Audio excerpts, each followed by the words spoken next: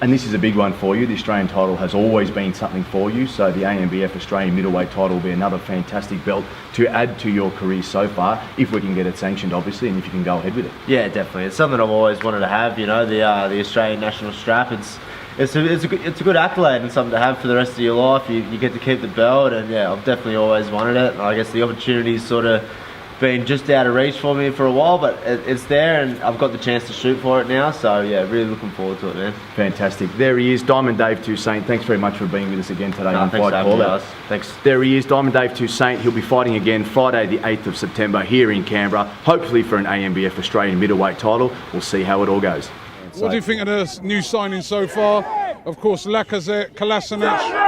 Look, I don't want to be too critical, but I'm not sure if Lacazette's actually played as a centre forward so far. He seems to be playing in that role behind, so I'd like to see him as a true centre forward in that 3-4-2-1. If he gets a chance as a striker, then hopefully he'll get all the opportunities, and if he does that, I think he's got the temperament to be in the right place at the right time for us, which would be a positive. So let's hope it goes well. I think Kolasinac will be very good in that left wing-back role. I think he's got the potential to get those balls coming from the defenders, slide back in, make the runs down the sideline, and it should be Good afternoon, ladies and gentlemen, and welcome to the final afternoon of action here at the boxing event of the 2018 Commonwealth Games here at the Oxenford Studios on the beautiful Gold Coast. My name is Stephen Peios, and I'll be running you through all of the action this afternoon. Today you can look forward to seeing, first of all, the super heavyweight men's gold medal bout, followed by the men's heavyweight gold medal bout. Ladies and gentlemen, first of all, the super heavyweight contest, you will see Joseph Goodall from Australia coming up against Joseph Joyce of England, and then after that, in the heavyweight contest, you'll see Samir El-Mays from Canada coming up against David Light of New Zealand. Now, this heavyweight bout promises to be an absolutely fantastic contest. You've got two guys who are big bangers, have had big knockouts so far up until this point, and they're both very evenly matched, so it's a contest that we're very much looking forward to. The action starts in 15 minutes time, ladies and gentlemen, at 3 p.m, so please take your seats and get ready for a fantastic afternoon of action. Ladies and gentlemen, with 1 second remaining in the third and final round, your referee, Chris Alliendi, has called a stop to this contest, awarding the fight to your winner by TKO from the red corner, Peios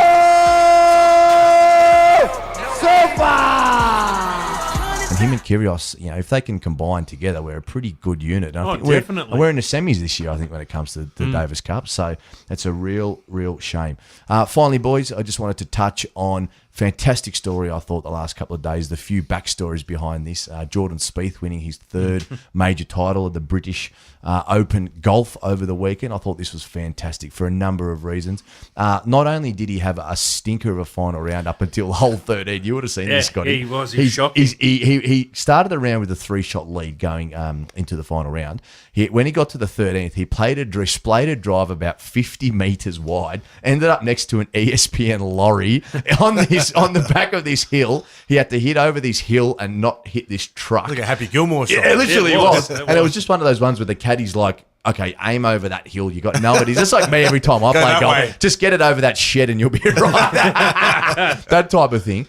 So he turned that around to then go the next 4 holes. He went eagle, birdie, birdie, birdie over the next 4 holes and completely blew Matt Kuchar away, who came second. But there was a great moment in this, I felt, when his caddy basically bailed him up at one point, and he goes, you remember? Pep talk? It was a pep talk, but it was a brilliant pep talk. So the backstory to Put this, him in a body bag. straight from WWE. But basically, his caddy, Grella, was talking to him, and he said, "Do you remember what happened?" He was struggling. This is at the point where he was struggling in his round. And he goes, "Do you remember what happened at Cabo? You remember Cabo?" And Jordan's like, "Oh yeah, I remember what happened at Cabo."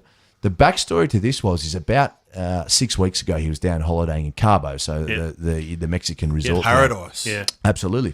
He was When there. Nate Diaz did his training camp for the first Conor McGregor fight. Yeah, down there. Paradise, all right. Yeah, good time down there. So he was down there, and he got a photo with Michael Jordan, with Russell Wilson, the quarterback from the Seahawks, Freddie Couples. I can't remember who else was in. There's another 2 absolute megastars in this. Oh, Michael Phelps was there too.